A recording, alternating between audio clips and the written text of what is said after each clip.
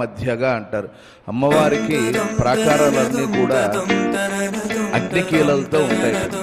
వన్య ప్రాకార మధ్యగా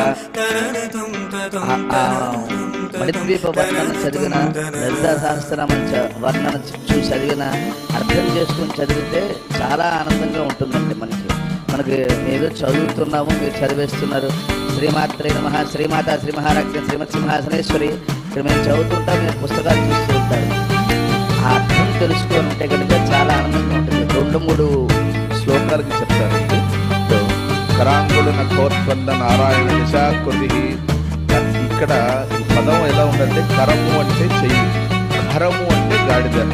ఆ మొదటి ఖ రెండో ఖ తేడా తెలుసుకోదని అందరికి తెలిసే ఉంటుంది. కరాంగుడి నఖోత్పన్న నారాయణ నిశాకృతి.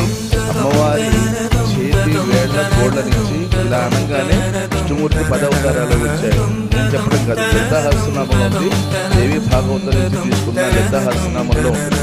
అదే మనం ఇప్పుడు పారాయణ చేస్తాం, పూజ చేస్తాం. కరాంగుడు నఖోత్పన్న నారాయణ నిశాకృతి. పదాలు చదివేటప్పుడు సరళంగా ఉంటాయండి. మనం చెప్తున్నాం కదా, తొందరపాటులో మొదటి ఖా తీసి రెండో ఖా పెడితే అర్థం మారిపోతుంది. అలాగే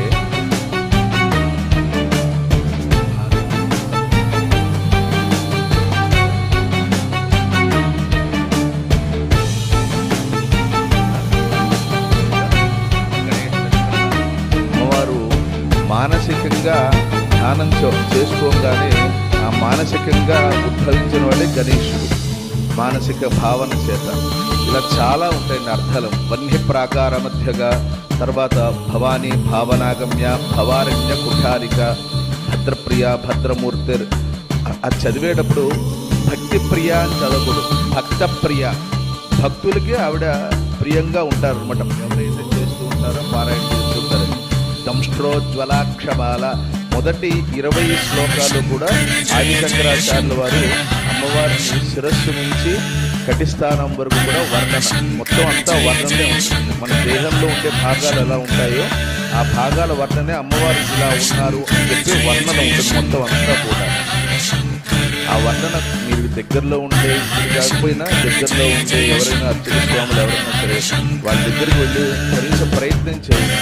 ఎలాగంటే పుస్తకాల్లో ఆ ప్రయత్నం చేస్తే అర్థం తెలుసుకోవడానికి ప్రయత్నం చేయండి. లేకపోతే మహానుభావుడు ఆయన గరికపాటి నరసింహారావు గారు, డాక్టర్ కోటేశ్వరరావు గారు, వద్దిపత్రి పద్మాకర్ గారు, సామవేదం చంద్రశేఖర్ గారు, వీళ్ళు చెప్పిన లలితా సహస్రనామం భాష్యం మీడియా ఉంది కదండి, యూట్యూబ్, తర్వాత టెలిగ్రామ్, వీటిల్లో అందుబాటులో ఉంది. అర్థం తెలుసుకుని పారాయణ చేస్తే మనకి ఇంకా బాగుంటుంది. నేనేదో శ్లోకం చెప్తాను, మీరు ఇలా తెప్పించేస్తారు. మీరు అది తెప్పిస్తే కూడా అయిపోయింది, 3,000 కట్టాను, గుళ్ళోకి వచ్చేదో చెప్పలు పడి దర్శనం చేసుకుని ఇంటికి వెళ్ళిపోయి అమ్మయ్య ఇవాటి కార్యక్రమం అయిపోయిందిరా అనుకోవడానికి కాదు. మనం ఏం చేసినా సరే భక్తి శ్రద్ధ ముఖ్యం. మీరు అలాగే చేస్తారనుకోండి, కాదనట్లేదు. కానీ సార్థకత ఉండాలి, అర్థం చేసుకొని పారాయణ చేస్తుంది. లేకపోతే ఎలా ఉంటుందంటే, నేను చిన్నప్పుడు చదువుకునేటప్పుడు మాకు మొదటి పేజీలో అంకెలు వేయమని చెప్పి 1 నుంచి 100 వరకు అంకెలు వేయవలను అని రాసిచ్చారు. మేము ఏదో మాస్టర్ గారు చెప్పారు కదా అని చెప్పి 1, 2, 3 వేసాం. మాలో ఒకటి బాగా విపరీతంగా ఆలోచించి పేజీ మొత్తం అదే రాసాం. 1 నుంచి 100 వరకు అంకెలు వేయమని, 1 నుంచి 100 వరకు అంకెలు. వాడికి అర్థం తెలియదు. అది చేసుకుని మనం ఉపయోగం ఏముంటుంది చెప్పండి. 1 నుంచి 100 వరకు అంకెలు వేయమంటే పేజీ మొత్తం అది రాయమని.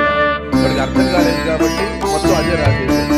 అర్థం చేసుకుంటే 1 నుంచి 100 వరకు అంకెలు వేసుకోవడం, 1, 2, 3, 4 ఇలా. ఇక్కడ మనం ఏం చేసినా సరే అర్థం లేకుండా చేస్తే వ్యర్థం, నిష్ఫలాభవేది. అందుకని ఆ పుస్తకాలు పూజ కోసం కాదండి, చక్కగా బాగా అలంకారం చేసుకుంటారు కానీ పూజ కోసం కాదు. ఆ పుస్తకంలో ఉన్నది చూసి చేయకండి. ఆ లావుపాటి పుస్తకాల్లో 94వ పేజీలో అమ్మవారి చక్కగా ఉండే పుస్తకాలు మొదట్లోనే చూసుకొని ఏ దేవతని ఆరాధన సరే మనకి ఎప్పుడు కూడా సన్నిహితంగా ఉండేది. దైవం ఎప్పుడు కూడా మనకు అనుకూలంగా ఉంటుంది. దైవ శక్తి అనేది మనకి ఎప్పుడు అనుకూలంగానే ఉంటుంది. ఏమన్నా కష్టాలు వచ్చాయంటే మానవ తప్పిదాన్ని కారణం కూడా వీటి కష్టాలు ఏమి తల్లికి పిల్లలు కష్టపడదామని ఆలోచించుకుంటారు. నా కొడుకు బాగా కష్టపడాలి, కష్టపడ్డాము. అక్కడి నుంచి వాళ్ళు కష్టపడి పైకి రావాలి అనుకుంటారు కానీ అనుకోని దుర్ఘటనలు సంఘటనలు జరగాలని ఎవరు కోరుకుంటారు.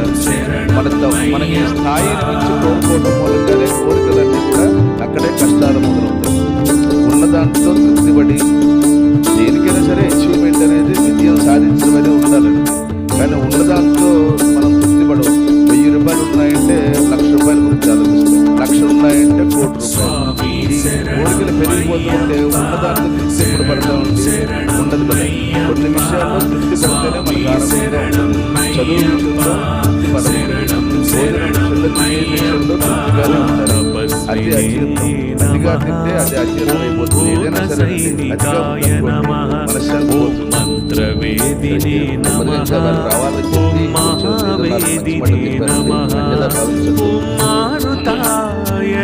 అందరికీ వచ్చాయండి. సంకల్పం వచ్చారా? రాకపోతే చెప్తే ఆచమనం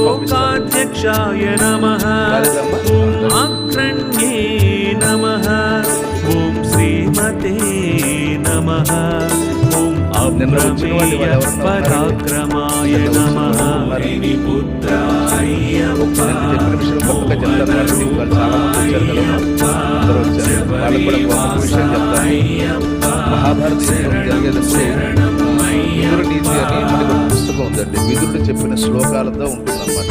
దాంట్లో ధృతరాష్ట్రుడు ఆయన కళ్ళు ఉండవు కదండి ఆయనకి. ఆయన విదురుడిని అడుగుతూ ఉంటారు, ఏం జరుగుతుంది యుద్ధం గురించి చెప్పు, ఏం జరుగుతుందో చెప్పు అంటే సంజయుడు ఆయన చెప్తూ ఉంటాడనమాట. ధర్మనందనుడి ఇలా కొంతమందిని చంపేశాడు, అర్జునుడు ఇలా చేశాడు అంటే, ఇలా కాదయ్యా మా అబ్బాయి గురించి చెప్పు, దుర్యోధన సార్వభౌముడి గురించి చెప్పు అంటే, సరే అని చెప్పి దుర్యోధన సార్వభౌముడి గురించి చెప్తూ ఒక శ్లోకం చెప్తాడు. ఆయన దుర్యోధనుడు అంటే పిల్లల పెంపకం సరిగ్గా లేకపోతే ఎన్ని రకాల అనర్థాలు వస్తాయనడానికి ఆ విదురుని చదివితే చాలా బాగా ఉంటుంది, జీవితానికి ఉపయోగపడుతుంది. పురుమంత్రి రాజ్యనాశాయ గ్రామనాశాయ పుంజరః శాలభో గృహనాశాయ మాతులం సర్వనాశాయ. మంత్రి చెడ్డవాడైతే రాజ్యం నాశనం అంటే మంత్రి అంటే ఇప్పుడున్న మన మంత్రుడు కాదండి. అప్పుడు రాజరికం ఉండేది కాబట్టి ఆ రాజరికం మంత్రి ఎవరంటే శకుని సంకల్పం గౌరవ సామ్రాజ్యాన్ని నాశనం చేయడం. పురుమంత్రి చెడ్డవాడు కదండి శకుని. రాజ్యనాశాయ గ్రామనాశాయ పుంజరః ఏనుగులు కూడా అడవులోనే ఉంటారు. మరి ఇంటి ముందు కట్టేస్తారంటే కట్టేసుకోరు, శుభ్రం కట్టేస్తారు. మొత్తం అంతా తుర్క వందలు పడేసి 100 మంది చనిపోతారు. అందుకని పుంజర ఏనుగు ఎప్పుడు కూడా అడవిలోనే ఉంటారు.